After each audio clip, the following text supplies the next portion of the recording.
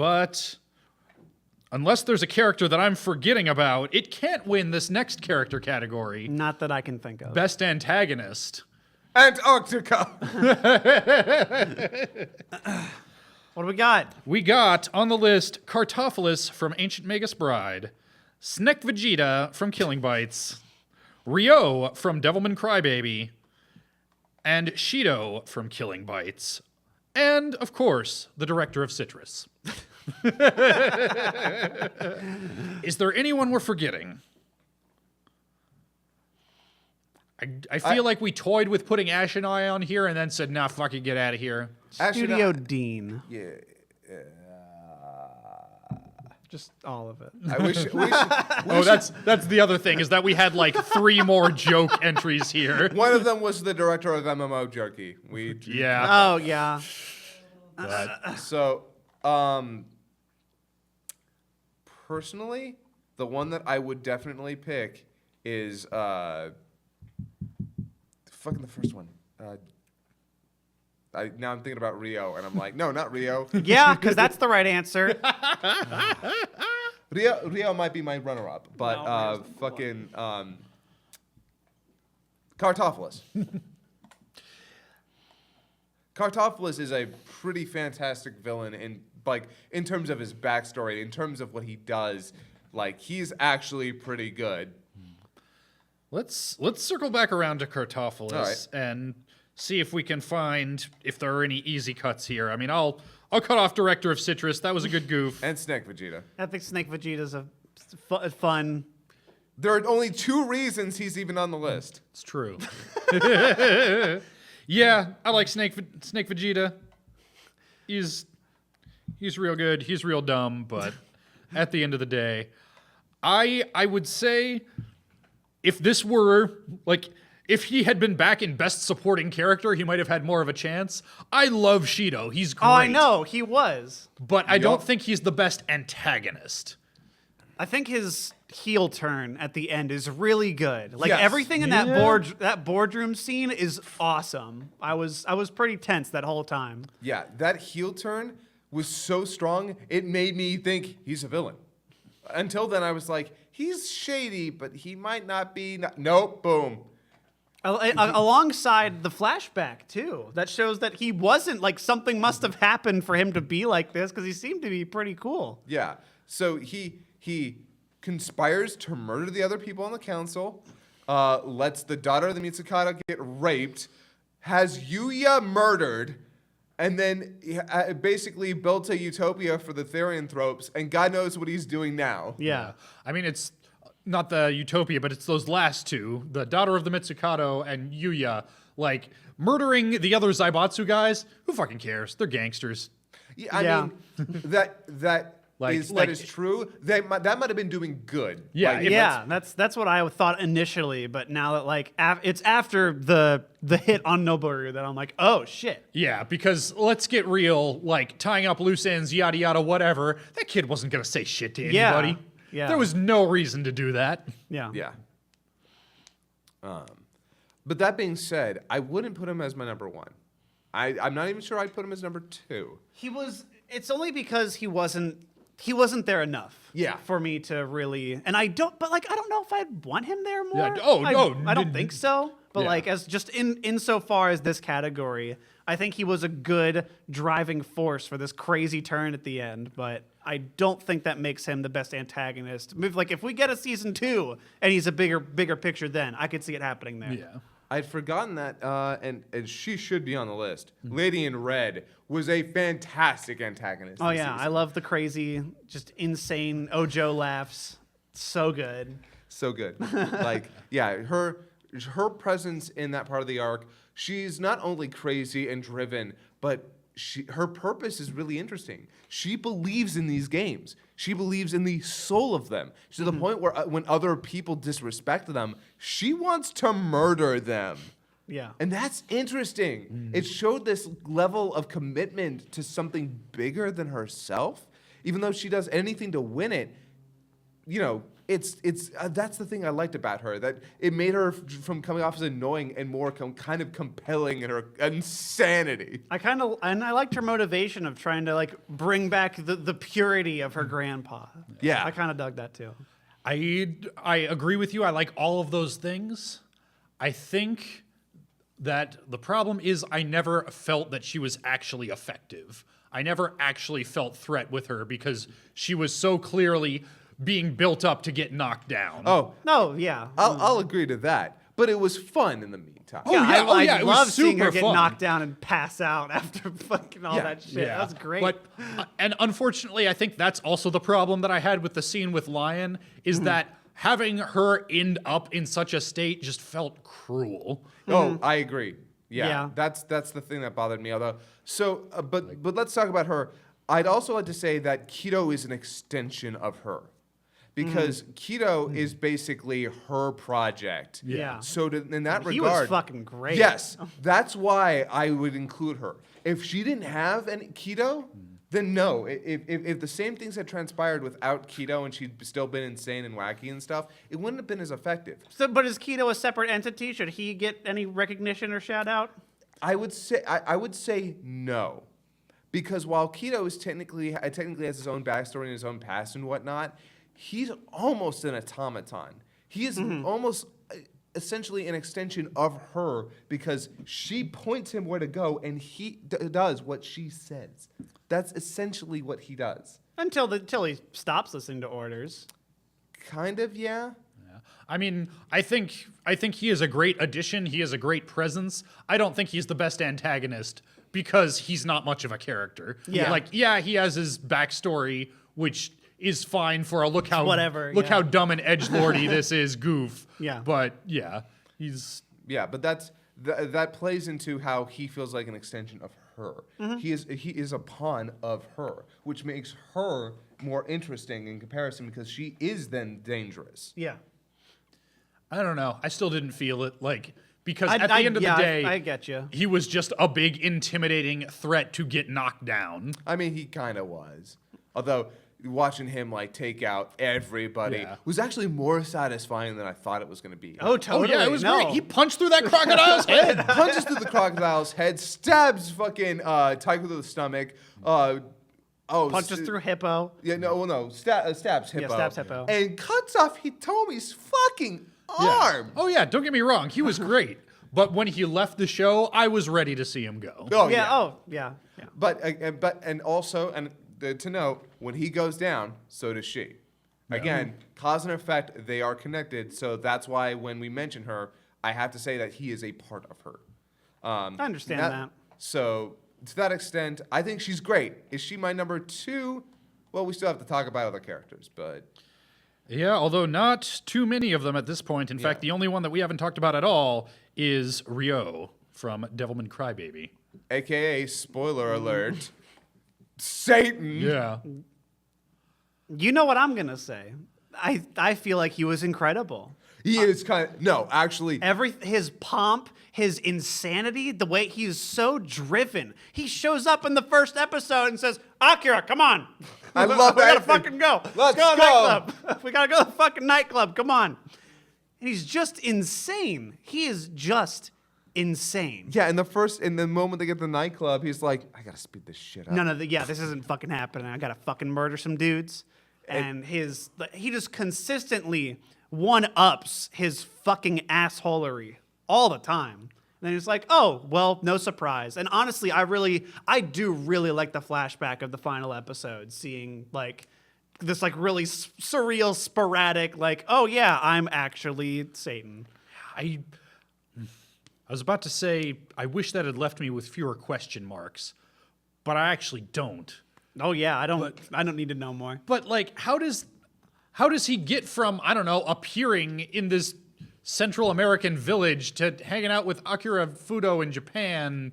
How did he ever believe he was anything but the devil? Actually, I will put that out there. It is that I would not have minded them somehow clearing up a little bit, because they never connect that dot. It didn't bother me so much. Somehow they ended up at the same orphanage together. Yeah. Okay. But, okay, where'd Psycho Jenny come from? What?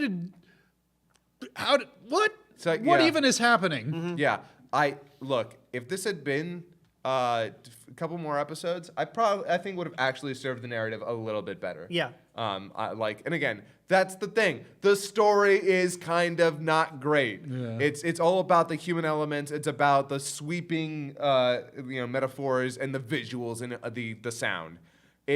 But at the very core of it, it's very streamlined.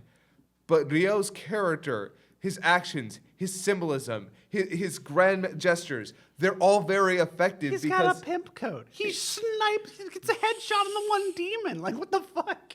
he's also, God, that fucking scene where he leaves and he says, don't go up, don't go on Yeah, his don't go computer." upstairs. And then the fucking place blows up. I was not expecting that. I was like, oh, maybe he is a good guy. Nope.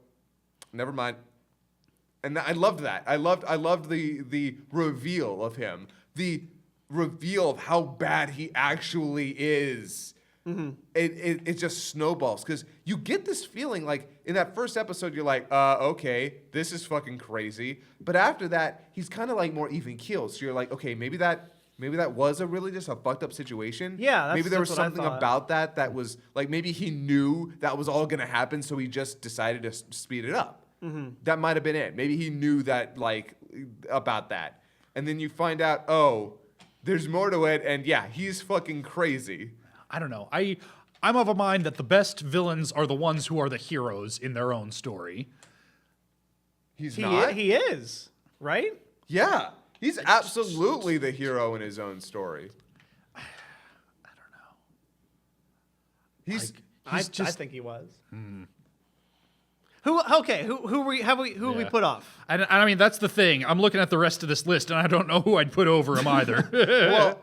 was, Kartophilus is a character that's way more human, way more sympathetic, way less over the top and crazy, and yet still incredibly violent and evil. I will say though, he's also way more boring. Really? I feel that the last 4 or 5 episodes or so, he was getting pulled thin for me with the second half. I don't know if you felt that at all, but I felt like I kind of dug the flashback. I like seeing him getting I'm having to suffer this pain and I can't die. That's fucking cool. I love that as a motivation and stuff. But then we don't get a whole lot about him researching things. And then the whole climax with everybody jumping into his lab and he just runs away. Actually, yeah, I will say his climax sucks. yeah. And I think we've also got to ask ourselves, how much of our affection for him is born out of the fact that he was the only actually threatening element in this whole show that so often was lacking it. I personally feel that. I feel a lot of my affection for him is this rose-tinted look at the midpoint of the first part. Yeah, where like, he oh, shows cool, up, something's actually holy- happening. And he's a monster, and there's this dead chick on a praying mantis with this monster vagina. Holy shit, he's nuts. That girl just turned into goo. He doesn't give a fuck. And then he's just, as they start humanizing him, he gets so much more boring to me. Yeah, he kind of stops. Well, no, I take that back. I was about to say he kind of stops doing such horrifying stuff, except for kidnapping the dragons. That was legit. Yeah. Not just for this show, that was legitimately creepy and horrifying and up there with the best villainy-ass villain things that a villain has ever villained. Yeah. Yeah. And not to, so I think the part that failed Kartophilus in general was that we got these sweeping motions of a real villain, a bad guy. There is no question whether or not this guy is evil. Ash and I, elder god, dude, God, it's hard to tell what he's doing or if he's really evil or if he's just fucking around. And that's kind of neat, but he also has no place in this story. If I had to be completely honest with you, he only took away from this story. I'd agree. But for Kartophilus, he had all these big moments, these big sweeping moments, and then he comes down from there, and that's okay. It's okay that he comes down to earth for a minute. But what do we expect out of that? He comes back down to earth, and then what? Big climax. Big something where all the stuff he's been doing comes back, and, he has this one final evil stand. And I know that's really cliche, but I was like, when you come down and then you just slow him down to a crawl, and then his last moments are more of a whisper than they are a roar.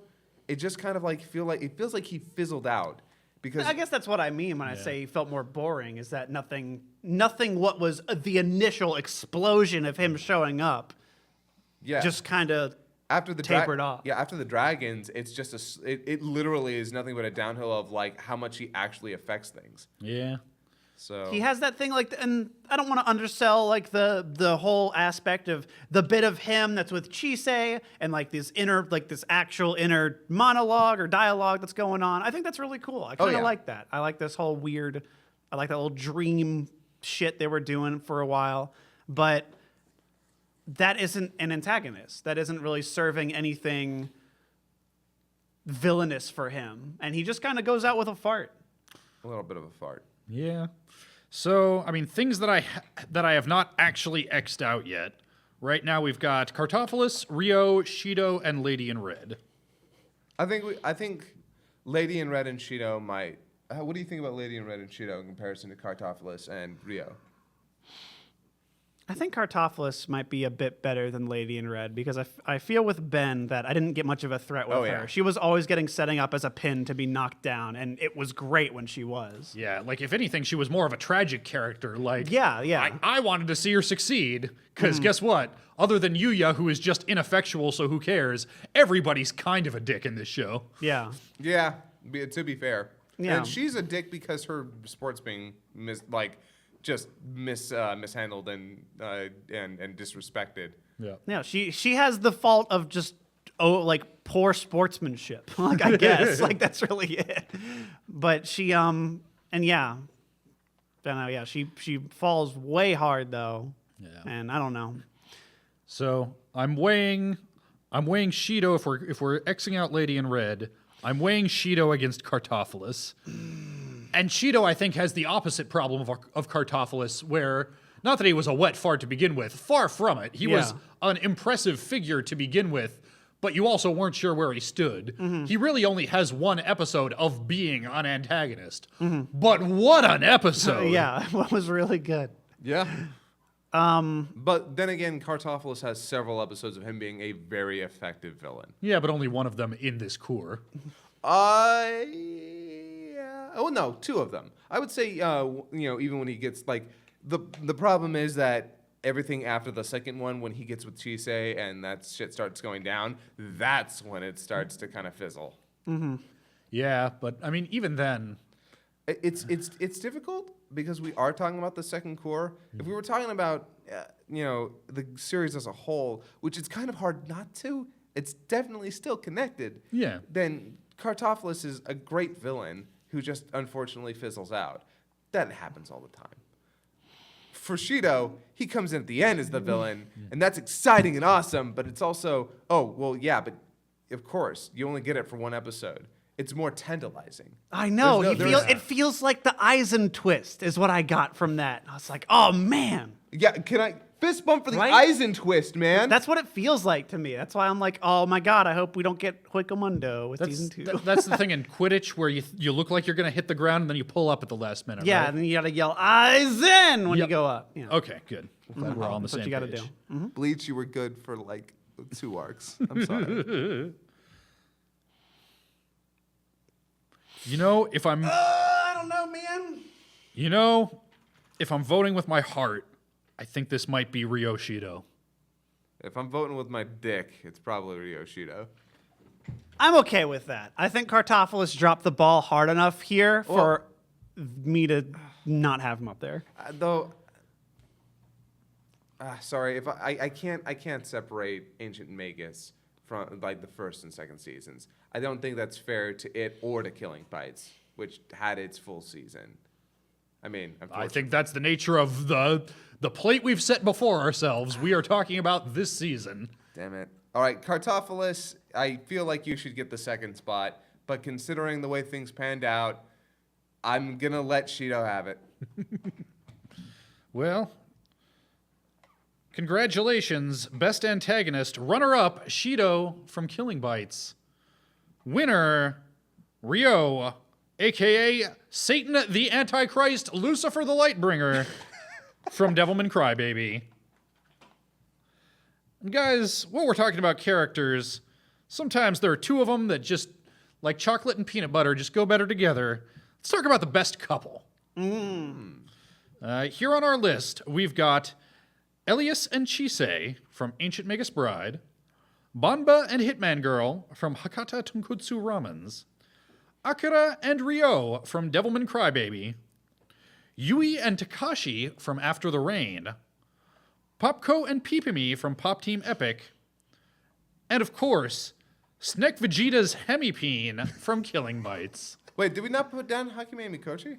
I mean, we can add them. Yeah, Hakime and Mikochi need to be on that list because they're kind of actually they're actually probably Like, here's my problem with half of this list. I think the spirit of the award is romantic couple. A good 3/4 of these, goofs aside, are not actually romantic couples. Yeah, I know. That's why we're adding Hakime and Mikochi. Yeah. Unless there's some shit that goes down in the episodes that I didn't see. So here's the thing. I could goof on it, but I think there's you can have kind of a romance between two straight people and have it not even be sexual. They kind of feel like they're inseparable. Like they've built this bond between the two of them that is. I mean, Statler and Waldorf are inseparable. I wouldn't nominate them for best couple, though. I don't know. There's something about these two that I absolutely feel like is below, maybe, and I'm putting this as a maybe below a homosexual romance, but above just being friends. It's like a Bert and Ernie thing. Kind of.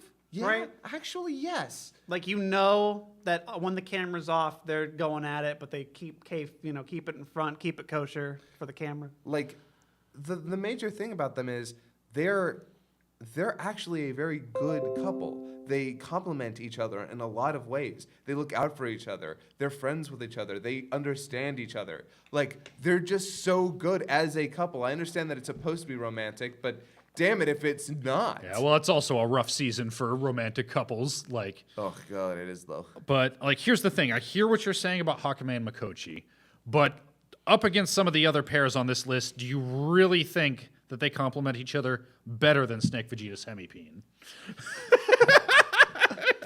Uncensored. This is the only uncensored romance we got this whole season. I would say that they're inseparable, but Hitomi was pretty...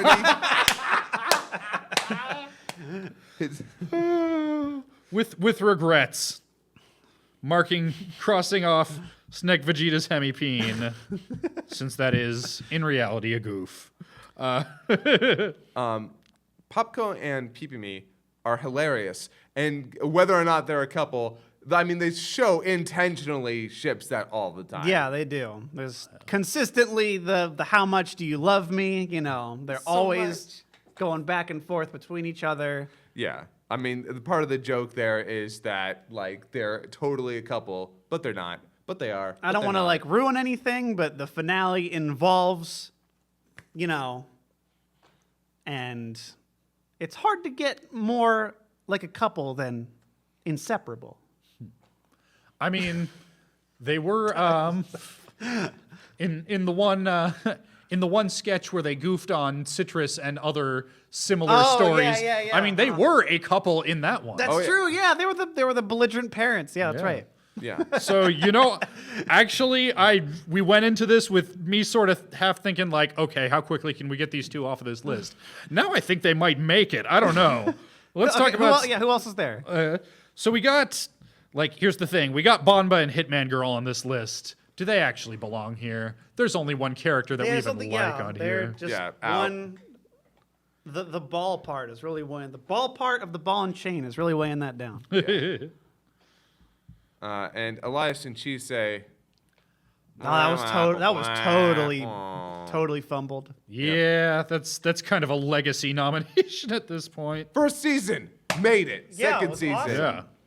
Yeah, first season, it was no fucking question. Yeah, absolutely. Actually, I take that back. It would have been no fucking question except that it was up there with MMO Junkie. Oh, right? Oh, yeah. But even then, Wait, who won that one? pretty sure it was Elias and Chisei. I think it was. It might have been Elias and Chisei, but I don't know. Somebody in the chat. I can't remember. Check the archives. It's there. it's part of the public record. We got Akira and Ryo. See, that one's really cool to me Same. because, like, so Akira and Ryo kind of are this weird star-crossed couple, aren't they? Mm-hmm. Like, either of them seem to like they're literally inseparable. Like you cannot separate. Like, and maybe physically you can pull them apart, but fate has them tied together.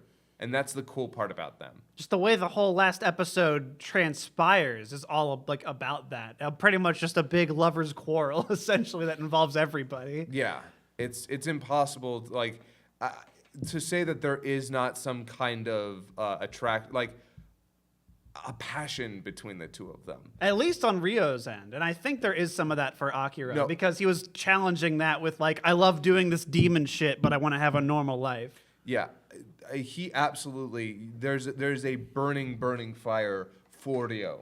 He can't deny that. He can't get away from that, and that's there from the beginning, and it's there all the way to the very end. Yeah, just the way that the show opens up with them as orphans, and they just keep going back to that. They just ever since then they have had this. Yeah.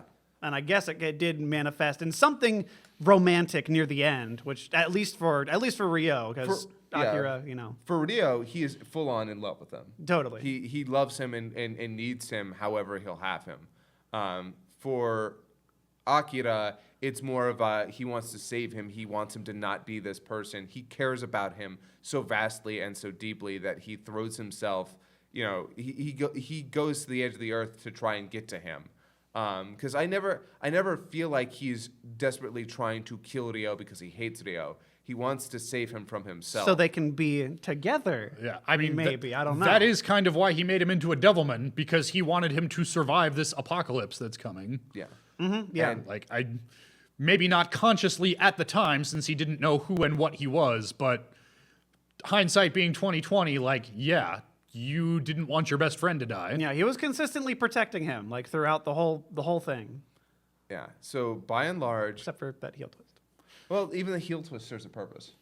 Yeah. So they're fascinating. If they made it into the top two, I wouldn't be surprised, nor would I be upset, because they're actually a fascinating, terrible couple, and I love them. I mean, Ryo essentially causes the apocalypse to try and get Akira to notice him. If I could take a moment to try, potentially in vain, to argue for the last actually romantic couple left on this list. Yui and Takashi from After the Rain. These are not the main character and her 40-year-old manager love interest. Oh, okay. These are two supporting characters.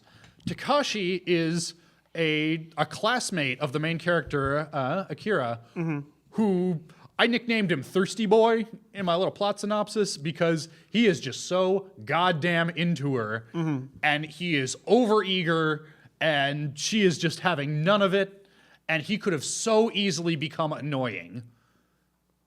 But because the first couple of episodes, he is constantly like finding excuses like, hey, why don't you give me your number? Hey, you know, like super friendly, super overeager, and she is just not in a place to respond to this. And then he takes the hint and stops being obnoxious and just kind of like he gets a job at the restaurant where she works to get close to her and just kind of keeps working at the restaurant and making friends with people at the restaurant and moving on with his life. And meanwhile, Yui, you know, classic, and this is all handled so well, it's all in the background, so that you hardly even notice it while it's happening. But Yui, who is, I don't know if that's going to show up on the mics. Sounds like there's a dramatic chase scene happening outside. Yui, who is another waitress at the restaurant, develops a little crush on him. And wonder of all fucking wonders, in an anime involving high schoolers, he notices and reciprocates and they get together with like no drama and have a healthy relationship between two high schoolers. That's surprising. Yeah, and it serves as a wonderful juxtaposition with this weird infatuation that this much older and much younger character have. And at any time, she can kind of like look over and go, "Oh, that's what normal people are like. Weird. Why don't I get to have that? Why can't I just be a normal person who's attracted to someone her own age and gets along with them and everyone approves of it and it's cool?" And toward the end, like again, these are tertiary characters, but they give them just one little scene at the end where they're like gearing up for graduation and they're talking about like what they want to do after. And oh, it's not super spoiler. I know, but I feel like I should be experiencing this. Yeah. Unfortunately, it's kind of because honestly, like I really do think that I'm looking at the other entries on this list, and Well, then we should have watched After the Rain. Well, no. what's this we? I did, motherfucker. There's more than one of us here. But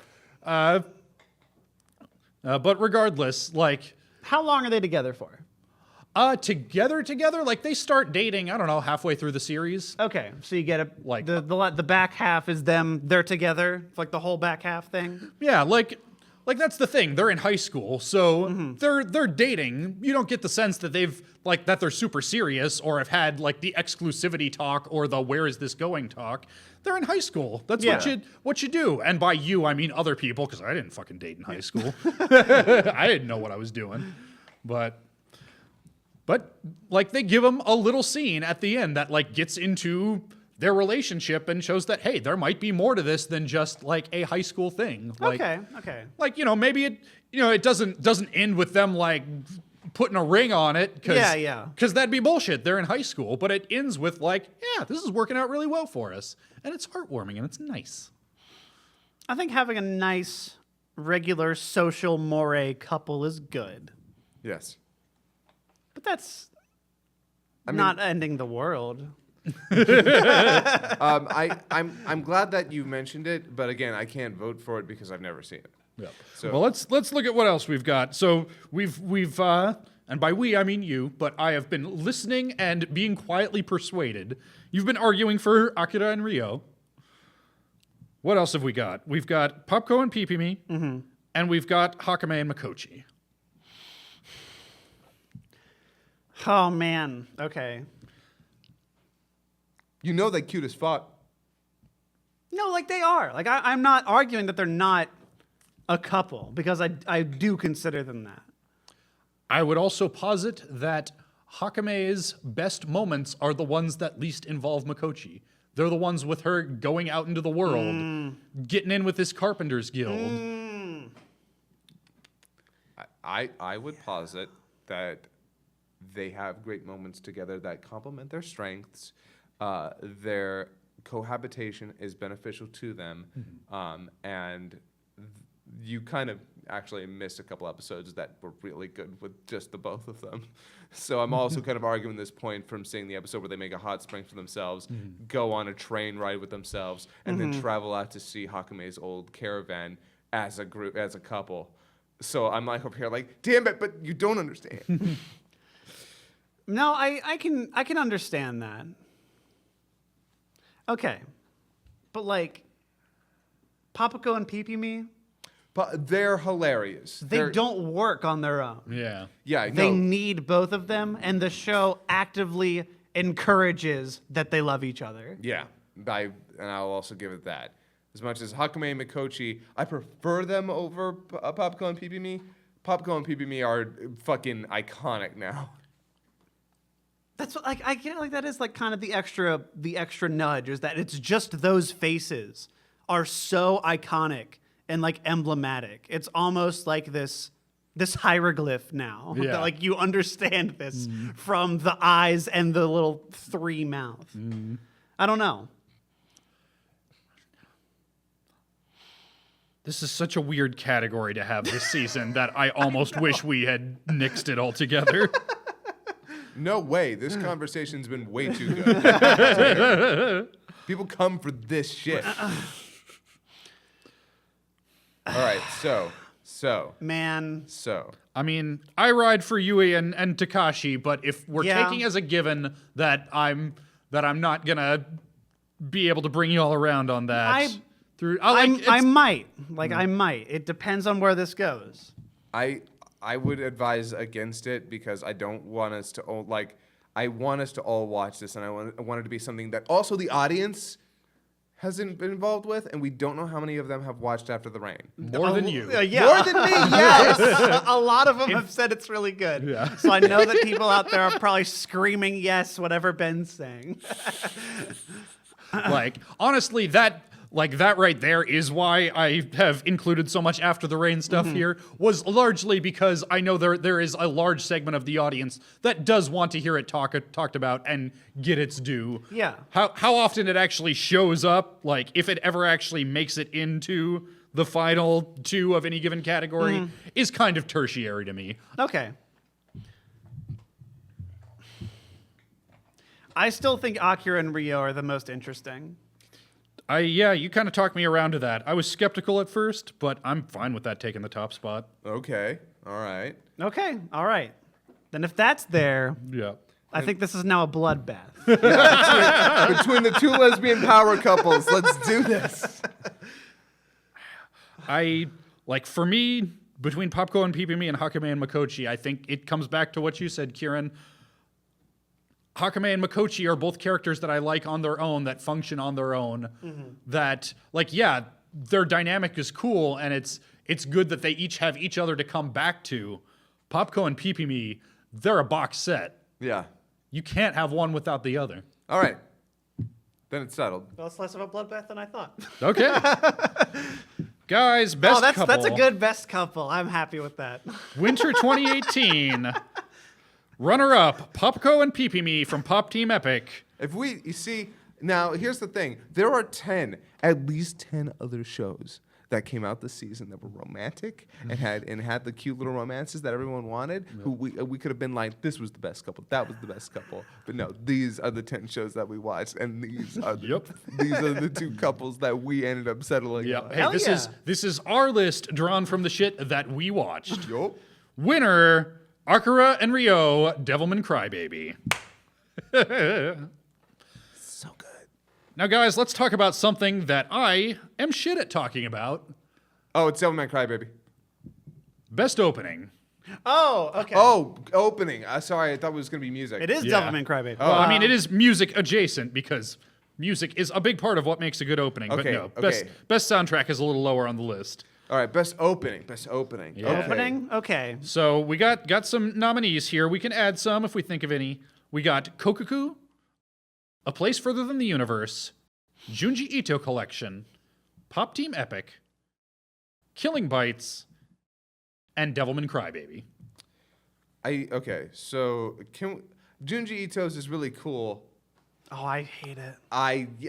Thank you. Cool. Oh man, see, that I thought it was cool. I thought it had a good tone to it, but I skipped it every time. Not only is it inconsistent with the tone of the messages of the show, song sucks. I hate it.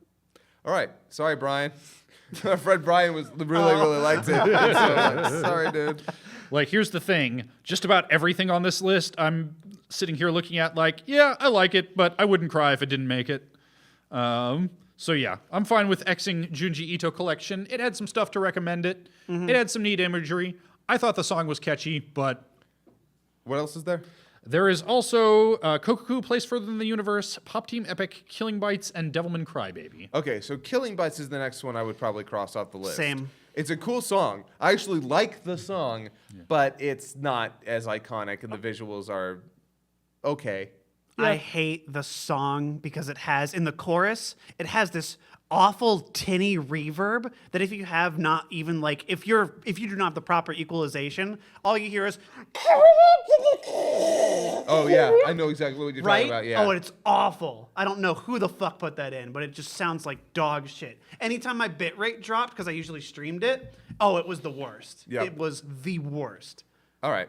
Yeah, those two being out, now it's tough. Because, okay, so I know how you feel about the Devilman Crybaby opening. I think visually, It's tremendous. It's incredible Yeah. visually. I do not like the song. I think it's boring. I love it because it repurposes the original.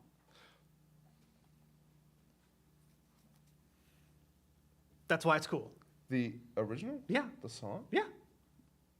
They're sampling the Devilman opening. They are. Yeah. Huh. Yeah. I didn't know that. At least I'm pretty sure. The- I'm like 99% positive. I could see. Here's the funny thing. I can't find the opening. I can find the opening as a video. I can't find just the song. I don't think it was like officially released. What, the Devilman Crybaby opening? Yeah. Yeah. It's weird. I do like the version of the Devilman Crybaby song that they have. That one's awesome. Yeah. Like, I absolutely dig on that. But I don't know. Visually, check out Mother's Basement's breakdown of that opening. It's actually pretty really cool. spectacular. Yeah. It's actually very cyclical and has amazing symbolism. Yeah. But symbolism is the only, like, visuals are not the only thing I look for. in No, an they're opening. not. And like I like it purely for like just this kind of like nostalgia to it. Oh, hang on, I set this alarm. Let me turn it off. Don't forget bag. That was a cute alarm. I like that. I can't forget my bag. Howard's got a good alarm. I was in a PAX hotel room with Howard, and I sort of want to ask what his alarm is because it was so restful waking up. Oh, to it. nice. Ooh, I love. I nice. need to start doing that. I have the fucking bacon pancake song from Adventure Time as mine. I've got morning mood. Oh, 'Cause- Morgenstern? Yeah, Damn it! Come on, man. because why wouldn't you? All right. Tyler, were you gonna say something? I was going to say, no matter how calming your alarm is, it's always going to be dramatic after a few months. Yeah. Oh, yeah, certainly. That's why That's why for a little while there it was just gay porn.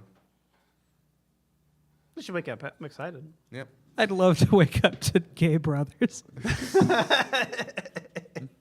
So, I'm not gonna fight for Devilman. I think it has a lot in the visual realm, but I think it's really interesting and it fits the theme of the show, which is this now skewed look at the past and how it applies to the future. yeah. I think that's cool. This is the problem. I look at everything on this list and I can see like it's in the same boat as Devilman, where it's got some real strengths and also some stuff that's just okay. Like Kokoku has a real catchy song.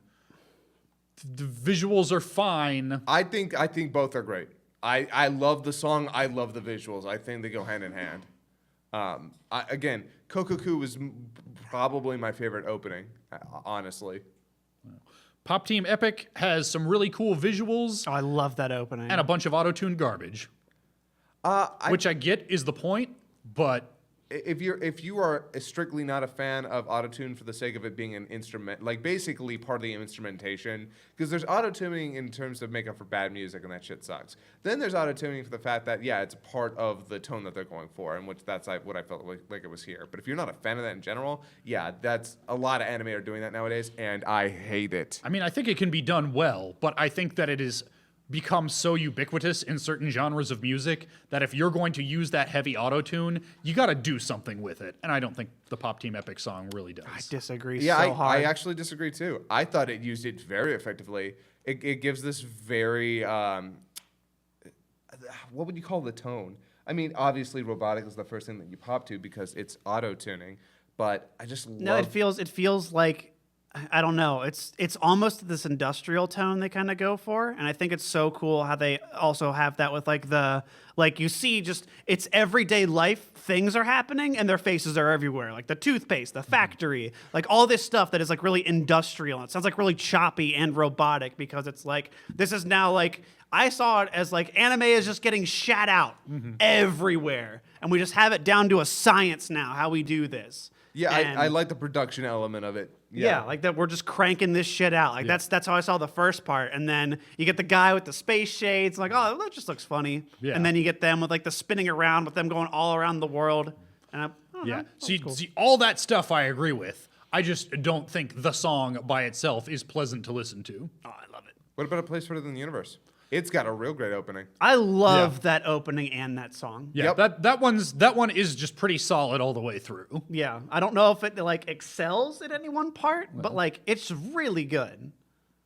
I think Yeah. it has really good dynamic elements, a lot of fun shit. They're doing some cool stuff. I like that. It's one of my favorite parts about that opening is all the things that are happening in the background in it. You yeah. you have to pay attention because there's the scene where they're building the outhouse, and Mari's face when she realizes what the hole is for is great. The fact that it shows you with like her face after she's been wearing the glasses and she's got the tan. You infer what happened there. They're all things that we see throughout the show. Yeah. But it's so great that you get to see glimpses of it so early on. You are told a story with every frame in the opening, and it's so good. No, I love that opening. Yeah, I think my only criticism is, and I don't know how you would do this any differently, but the things about the show that spoke to me the most deeply are not represented in this opening. It is cute girls being cute, which is fine. I have nothing against cute girls being cute, but if this show was just that, I wouldn't like it. I think it's also showing them going to. Oh, sorry. Yeah, I mean that is a very slight criticism. Yeah, I mean, obviously, one of the main hooks of this is the growing relationship between them and Shirase's journey, because, again, Shirase is the heart of all of this. There's no way to cut around that. And Shirase is not up at the forefront here. Yeah. In fact, it's kind of weird when you think about it. Yeah, that opening does very little to tell you about Shirase's struggle. It's all about, like, but that's- Kimari and the gang. Yeah, but that's not really what openings typically do. They're there to get you hype and excited to watch the show. Yeah, it feels like the more marketable thing. Not, hey, do you want to get like, let's talk about grief and sadness? That's not how you get those otaku nerds, man. That's why I say it's a very slight criticism. I don't actually want, I don't know, a random cut to sad Shirase looking out a rain-soaked window. Ooh, yeah, no, that'd be fun. No, that's ending fodder, if anything. But we have a category for that. So I'm just imagining that shot of her with Romantica Getty. I know, yeah, the fucking that same thing, yeah. But I'm putting a little check mark next to a little thumbs uppy next to Place Further Than the Universe. It feels like the one that we've all like Yeah. feel really positive about. Because in terms of visuals and song, we don't have any complaints. Yeah, they're it's both just very solid. Though I will have to say, I personally think that the visuals for, I think the song for Kokoku is insanely catchy and cool and neat and weird and different in comparison to, say, the opening song from Universe, which is good. Yeah. I don't know. I think a place further than the universe song is the right amount of catchy. Where I could hum it right now. It's all right. Whereas Kokuku is catchy, verging on earworm, annoying catchy. Yeah. I hate it. Yeah, I It know. sounds so overproduced. I guess. I wouldn't be able to tell. Crazy now, crazy now, crazy now, crazy now, crazy now. Yeah. Then again, I'm into that kind of shit. That quirky kind of shit. Like that's the sort of stuff that I would put on while I'm cleaning up the house and stuff. Beyond that, I will also say the opening to Kokuku, like the visuals are really like neat, but they don't really have any thematic ties to. It's just stuff from the show in different colors. yeah, you're not wrong. Yeah. Also a bunch of yield signs. Might have had something to do with later on in the series. I don't know. Get it? Because stop. Yeah. Oh. Okay. So let's knock Kokuku off there. Yeah. I mean, all respect, giving it its due, but So yeah. we're left with. So we're Pop Team between Epic Pop and- Team Epic and Devilman Crybaby to go up against Place Further Than the Universe. Okay, I'm just gonna give it to Devilman, because frankly, while the song is not great, visually it's a stupendous opening. If you unpack that opening, It's insane. It's the show. Yeah, it's amazing. It's a summation of the whole show. It's really cool. You wouldn't be able to tell just by watching it. It's just a bunch of visuals that just that work very well together. But once you unpack it, it's nuts. So Yeah. I mean, I am fine with Place Further Than the Universe and Devilman as our top two here. I like that. Yeah, That's with good. with all love for Pop Team Epic's opening, which I know I was shitting on its auto tune, but it's not a bad opening by any means. In fact, it's a very good opening. But are we I'm fine. are we agreed with best opening Winter 2018 runner-up Devilman Crybaby, winner A Place Further Than the Universe? Yup. Yep. All right.